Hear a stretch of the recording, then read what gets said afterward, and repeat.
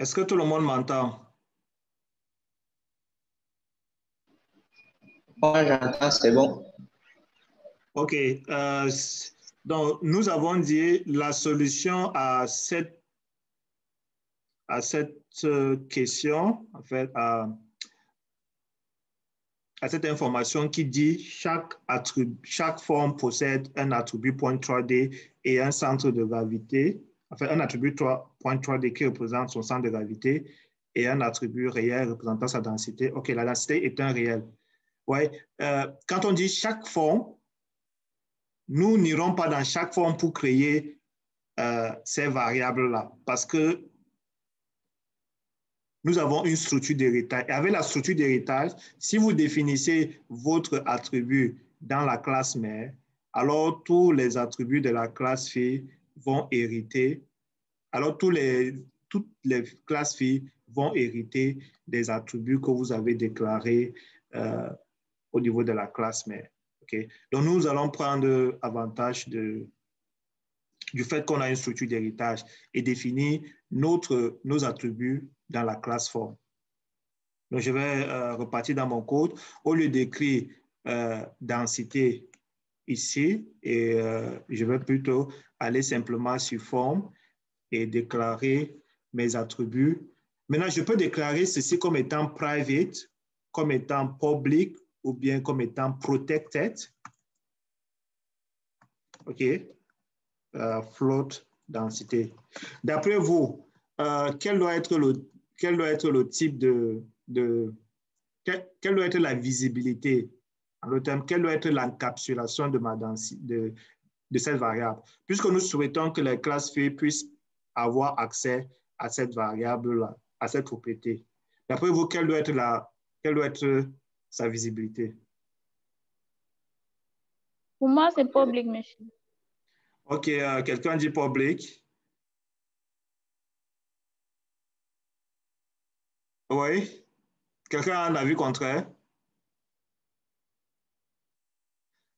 En fait, avec public, c'est que sur toutes les autres classes, même les classes qui n'héritent pas de forme auront accès à la densité.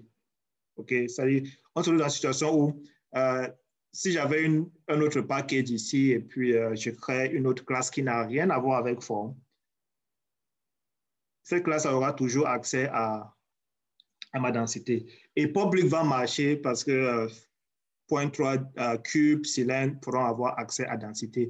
Mais vous ne devez pas utiliser private. OK? Si vous utilisez private dans une hiérarchie d'héritage, alors vous dites que cet attribut appartient uniquement à la classe dans laquelle la propriété a été déclarée. OK? Si nous disons que densité est private, alors automatiquement, les formes telles que cube, cylindre plein et boule n'auront plus accès à cet attribut-là. Or, nous souhaitons propager cet attribut dans la structure d'héritage. Donc, private n'est pas approprié. On pouvait utiliser public. Public est correct, ça va marcher. Mais je vais utiliser protected parce que je souhaite que cet attribut soit uniquement disponible dans cette structure d'héritage. C'est-à-dire que si tu es externe à cette structure d'héritage, tu n'as pas accès. Okay? Donc, je vais préférer protected pour uniquement permettre la propagation vers les classes filles, mais pas à l'extérieur de ma structure d'héritage. Donc là, nous avons déjà fait la différence entre private, protected et public. Donc, vous avez là une différence. Public, la visibilité s'étend sur toute votre application, en fait, et private va concerner uniquement la classe dans laquelle la propriété a été définie, et protected concerne uniquement la structure d'héritage où votre attribut a été déclaré. En plus de densité, nous avons notre deuxième attribut qui est l'attribut point 3D et que nous avons appelé centre de gravité. OK, donc je vais appeler centre de gravité.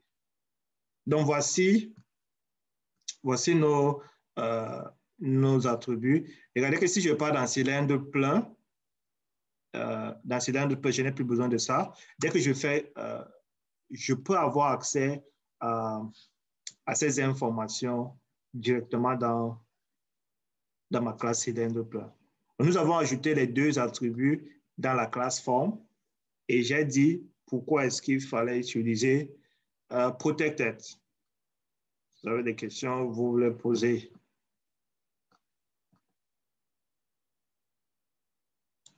Donc, nous avons sa densité qui est un réel. Réel, vous pouvez utiliser double ou float. Et float, c'est juste moins de chiffres après la virgule, moins de précision que double. Un objet de type boule est caractérisé par son centre de gravité, sa densité et son rayon. Regardez qu'ici, nous disons boule est caractérisé par son centre de gravité, sa densité et son rayon.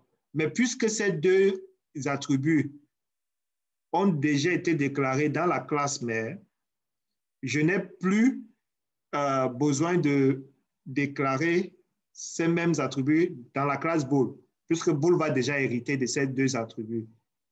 C'est clair. Donc, même si l'énoncé vous dit un objet de type boule est caractérisé par son centre de gravité, sa densité, ne redéclarez pas l'attribut. L'héritage s'occupe de propager cette information. Maintenant, nous n'avons pas le rayon dans la classe mère. C'est pourquoi nous allons ajouter dans la classe boule le rayon de la boule. Nous allons dire que le rayon, c'est un réel. Et puis, regardez pour le cylindre plein également a son centre de gravité, sa densité et une hauteur et un rayon. Donc, en plus du centre de gravité et la densité, nous ajouterons deux attributs dans cylindre plein qui sont hauteur et rayon. Donc, je vais aller dans boule ici. Maintenant, là, je peux déclarer cet attribut, par exemple, comme private. OK, je peux déclarer ça comme étant private, tandis que je m'en vais sur cylindre plein.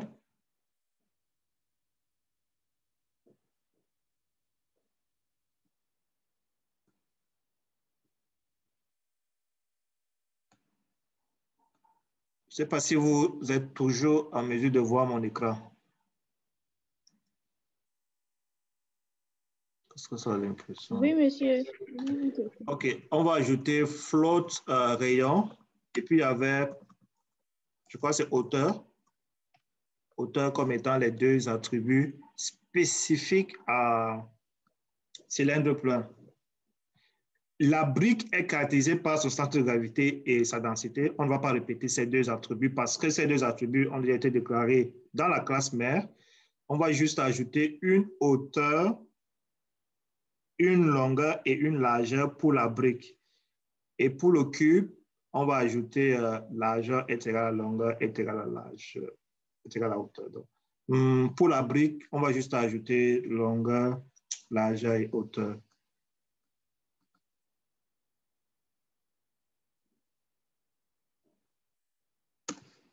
Je peux déclarer ça.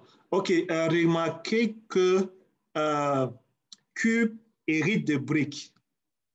Est-ce que vous voyez ça? Puisque cube hérite de brique, si je définis ces attributs comme étant private, ça veut dire que cube n'aura pas accès à la hauteur et à la largeur et longueur qui proviennent de sa classe mère qui est brique.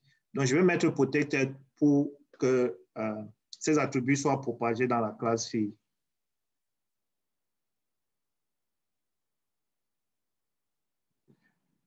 Donc, logiquement, private est beaucoup plus strict. Je ne vais pas utiliser private, je vais utiliser protected pour permettre à la classe fille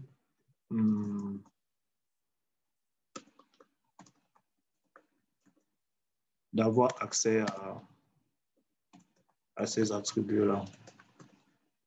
Donc, vous avez là, et puis dans cube, nous n'avons plus besoin de définir longueur, largeur, hauteur, puisqu'il hérite de briques. Quand même l'énoncé vous a dit cela, vous n'avez pas besoin de redéfinir ces variables-là. Donc, en gros, nous avons déjà parcouru tout cet aspect-là. Je vais prendre... si vous avez des questions, vous pouvez les poser avant qu'on puisse poursuivre.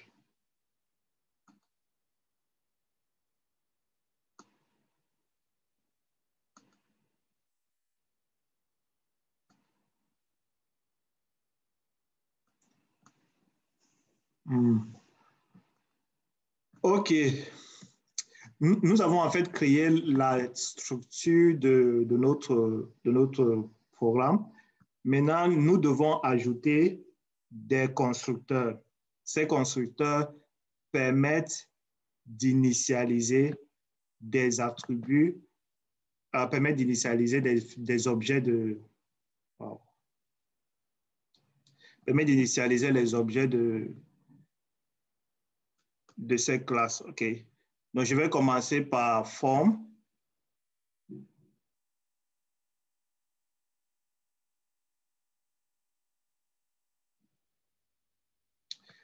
Dans forme, nous avons deux attributs.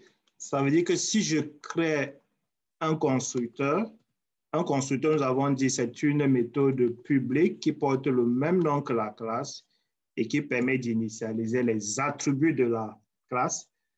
Vous avez deux possibilités. Soit vous utilisez celui-ci, on appelle ça le constructeur par défaut.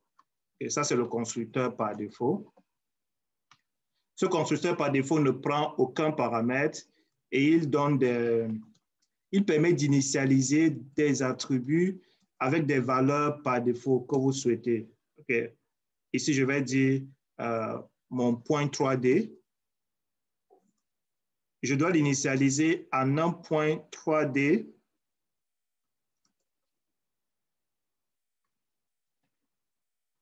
OK.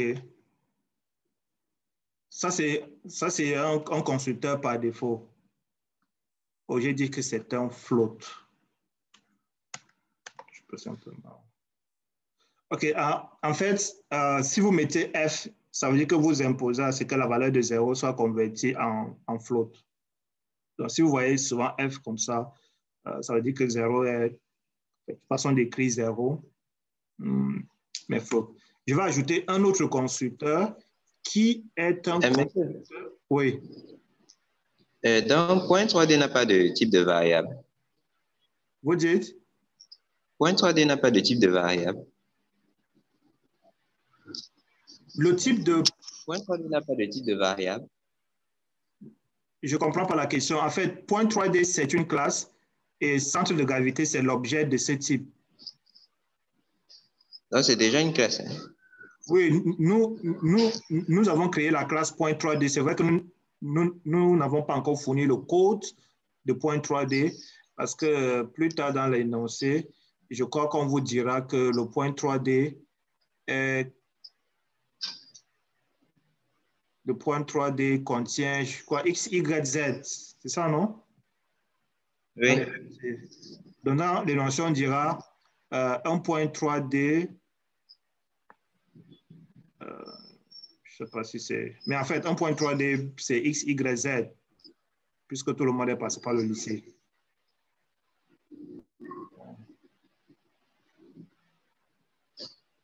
Donc, je vais dans forme, regardez que nous allons ajouter un deuxième constructeur qui est un constructeur permettant d'initialiser les attributs de la classe, mais qui prend en paramètre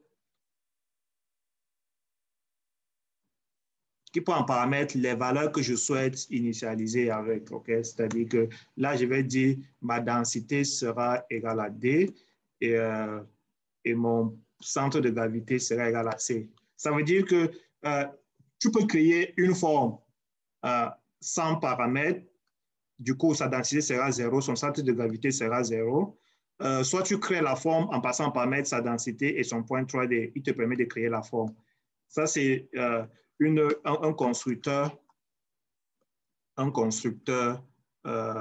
avec paramètres avec paramètres, OK. Comme ça, avec paramètres.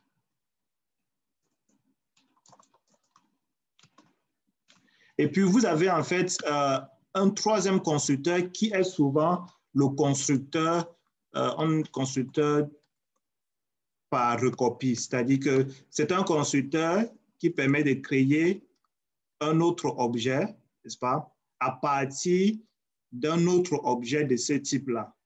Et j'ai peut-être une forme et je souhaite créer une autre forme à partir de cette même forme-là. Du coup, la forme en cours, sa densité sera égale à la densité de la forme que vous avez passée en paramètre. Son centre de gravité sera égal au centre de gravité de la forme que vous avez passée en paramètre. Okay? Donc ça, c'est un constructeur par recopie. C'est un constructeur qui permet de construire une seconde forme à partir d'une autre forme. On écrit ce constructeur le plus souvent parce que, vous savez, si je suis en Java et je dis A est égal à la classe A, disons peut-être que j'ai un objet, si j'ai un objet O1 qui est égal à new A et que je fais un objet E2 est égal à l'objet O1, je ne suis pas en train de créer deux emplacements mémoire différents. C'est-à-dire que ici, O1 et O2 seront liés de telle sorte que si vous modifiez O1, alors O2 sera en fait modifié. Puisque ce sont des objets, ça fait des références qui sont là. Okay? Si vous faites cette égalité, en fait, l'égalité en programmation, c'est plutôt l'assignation. Si vous assignez O2 à O1, alors ce que vous avez simplement fait, c'est que vous avez par exemple ici les informations concernant j'ai peut-être ma variable O1 et je dis O1 pointe sur ces informations. Si vous faites l'égalité simplement en disant O2 reçoit O1, vous êtes simplement en train de créer une autre variable qui va pointer au même emplacement que O1. Et s'il arrivait que je fasse, par exemple, O1 modifie un de ses attributs, ça aura également un effet dans O2. Est-ce que vous comprenez? Donc, si je voudrais recopier le contenu de O1 à O2, alors je dois faire O2 est égal à new A et je passe en paramètre O1. Comme ça, je suis en train de créer un nouveau emplacement mémoire, okay, qui va contenir les informations de O2, sauf que ces informations ne sont autre chose qu'une recopie des informations de O2. Et là, O2 peut pointer dans son nouveau emplacement mémoire. Comme ça, si vous modifiez O1, l'objet E2 aura sa copie. C'est clair? Je ne sais pas si vous regardez ce que je dessine sur mon écran. Là.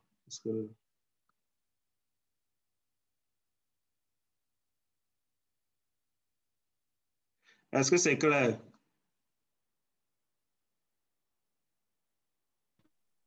Oui, monsieur, c'est clair, monsieur.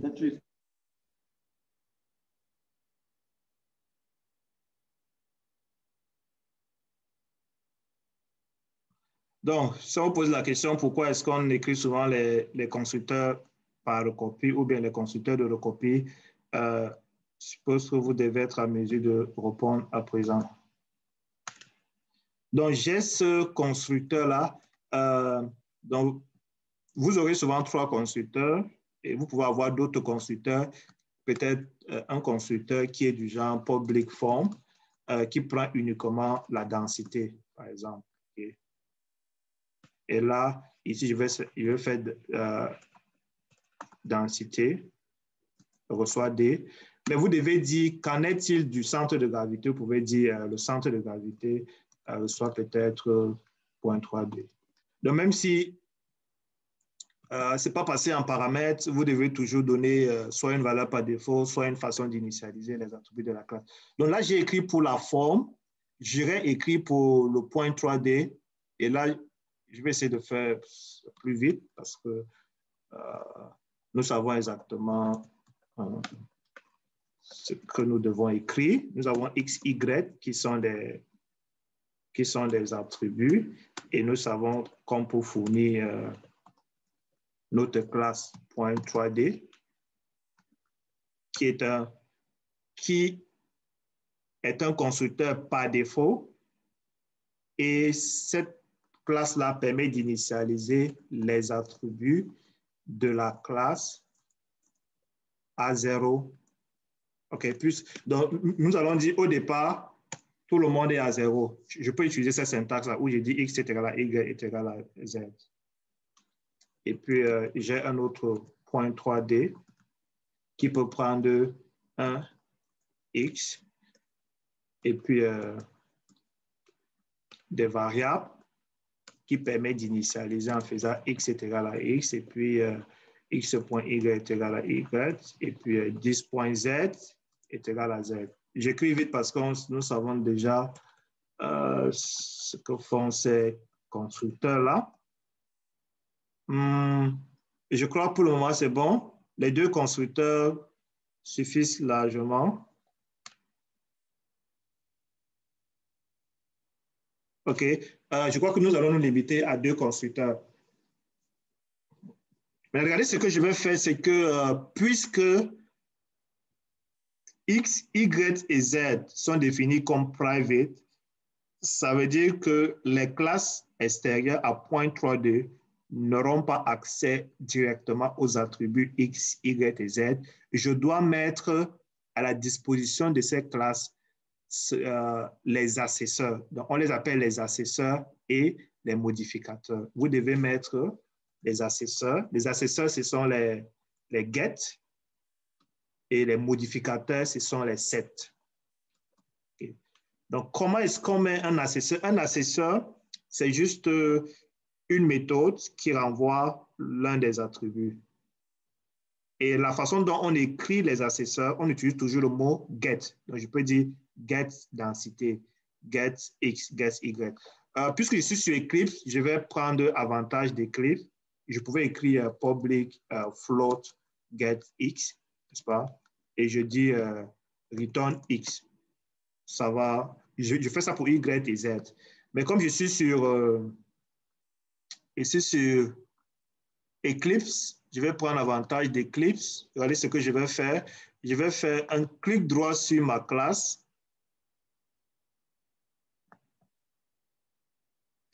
OK. Et je m'en vais sur source. Et puis, je vais dire, ouais, generate getters and setters. Je vais cliquer sur generate getters and setters. Et je vais cocher mes trois attributs. Je vais dire, vous les générez en tant que point 3D. Et puis, on va cliquer sur generate. Et le tour est joué. Vous avez vos trois get x, set x, get y, set y, get z, set z. Donc, c'est une manipulation qu'on fera plus souvent. Clic droit, vous allez sur source et puis vous dites generate.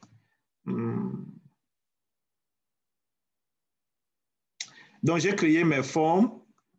La forme est terminée. Je vais aller sur brick.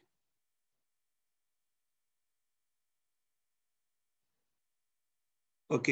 Brick a ses différentes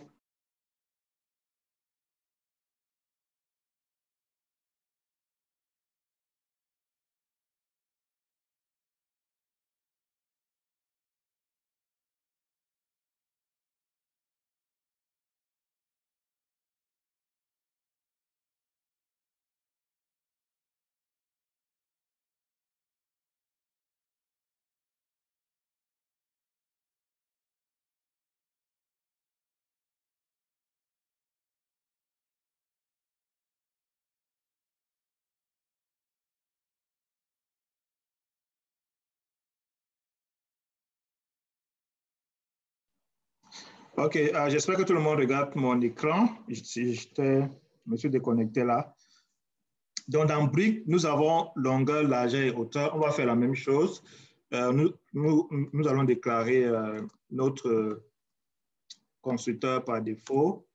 Maintenant, remarquez, quand vous avez votre constructeur par défaut, ce constructeur doit appeler le constructeur de la classe mère et ensuite initialiser ses propres attributs. Nous allons les initialiser à 0 pour le moment. OK. Et puis, nous avons un autre constructeur qui est, dont le super va appeler, quand j'appelle super, ce super va automatiquement appeler le constructeur par défaut de forme qui fait quoi? Qui initialise la densité et le point 3D. J'aurai un autre constructeur qui aura float L et puis float ceci. Et ce que ce constructeur va faire, il va d'abord appeler... OK, en fait, là, je souhaite initialiser ma brique avec les attributs de la classe. C'est-à-dire, en plus de... je vais passer longueur, largeur et hauteur.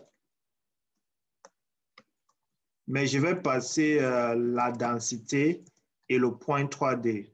C'est ce que je vais faire là, point 3D. Et ici, nous allons appeler le constructeur de la classe fille, de la classe mère en fait, qui permet d'initialiser le point 3D et la densité. Donc, nous allons avoir super. Et ce super là, c'est quoi? C'est densité et puis point 3D. Ensuite, j'initialise les autres attributs. Donc, pensez toujours à initialiser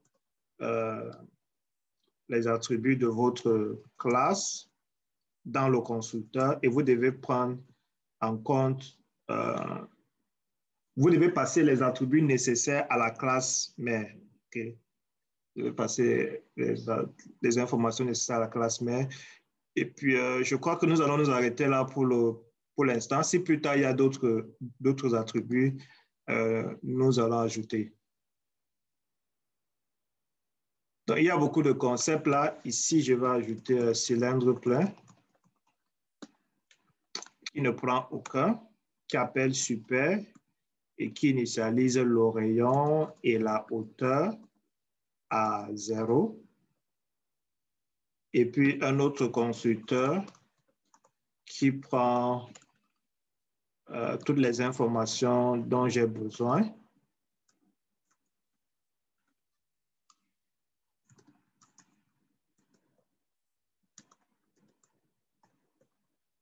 Pour initialiser mon point 3D. Je vais appeler super. En fait, vous devez toujours appeler super au début, OK? C'est la première instruction qu'il faut écrire dans le constructeur.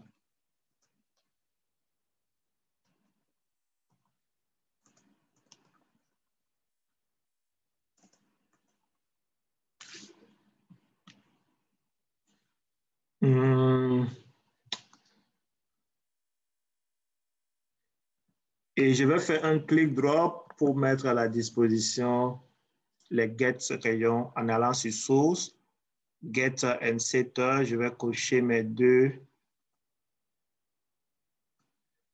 attributs et je vais dire generate. Et là, j'ai automatiquement get rayon, set rayon, get hauteur et set hauteur. Donc, j'ai mes classes. Je vais faire pour cube. Remarquez que pour cube, nous avons dit que la hauteur est égale à la largeur est égale à la longueur.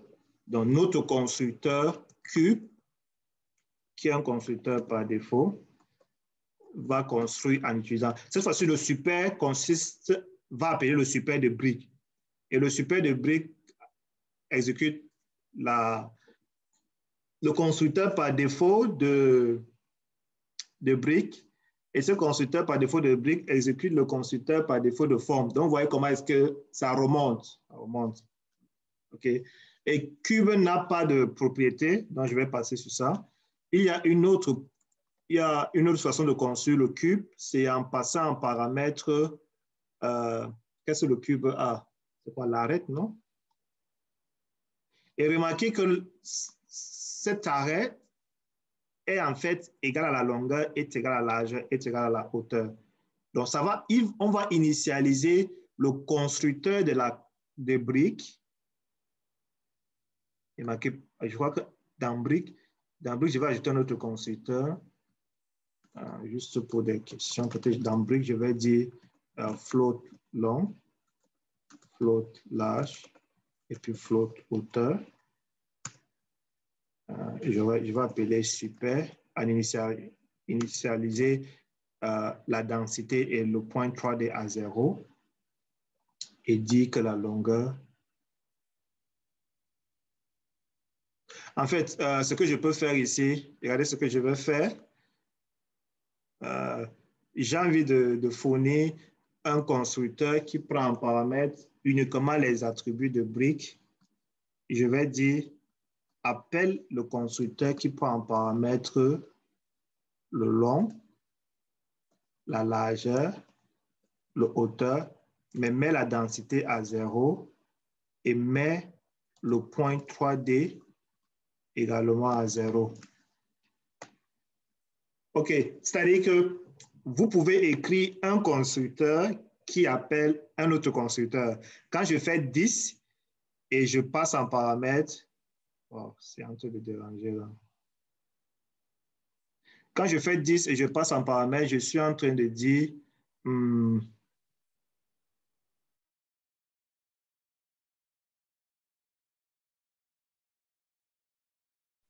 quand je fais 10 et je passe en paramètre ceci, je suis en train d'appeler le constructeur de la classe en cours. Et ce constructeur correspond à cette ligne, à ce constructeur-ci. OK, donc je suis dans un constructeur brique et j'appelle le constructeur qui est défini en passant en paramètre ceci. La densité sera 0 et le point 3D sera à 0. J'ai créé ce constructeur parce que dans le cube, ce que je vais faire, c'est tiens, puisque le cube va appeler le super qui est brique, il va passer en paramètre la même variable pour dire que la longueur est égale à la largeur est égale à la hauteur. Ouais. Donc là, on a répondu directement à la question. En fait, on a utilisé cette information qui disait que dans le cas du cube, votre longueur, votre largeur et votre hauteur sont une largeur, une longueur, une hauteur. Ces trois informations sont égales, OK? Ça, c'est pour le cas de cube. Donc, dans le constructeur de cube, on n'a pas besoin de créer trois variables. Juste une variable suffit, puisque cette même variable va être considérée comme la largeur, la longueur et la hauteur. Donc, je ne sais pas si vous avez compris ce que je fais là.